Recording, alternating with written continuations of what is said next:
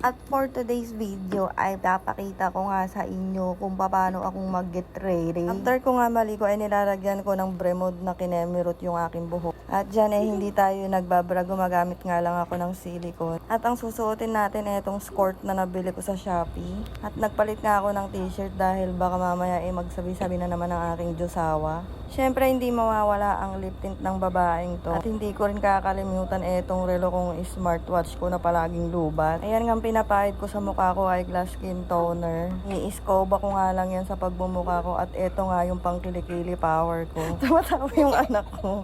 So ayan, kinudgod ko lang siya dyan. At pagkatapos ay kinuskus-kus ko nga at nag-post-post ako. Ito nga din pala yung pinapahid ko sa aking katawan. Gluta-berry nga pala to ng Liasha Cosmetics. At syempre, hindi mawawala ang Liasha perfume na aking paborito. Ipinanliligo ko nga yan. Pinapabanguhan ko nga yung buong pagkatao ko. Syempre, dapat palagi tayong mabango. Para yung asawa natin lagi lang rar. Charis nga lang yun, napakatagal naman to magpabango ng babaeng to. Sumakit na nga yung ilong niya kakaspray sa mga pinaggagawa niya. At eto na nga, tapos na tayo at tayo ay magbo-blower na ng ating buhok gamit ang aircon. Ayun lang, tapos na. Bye! Oh, mag-like and share, huwag kakalimutan. Mami!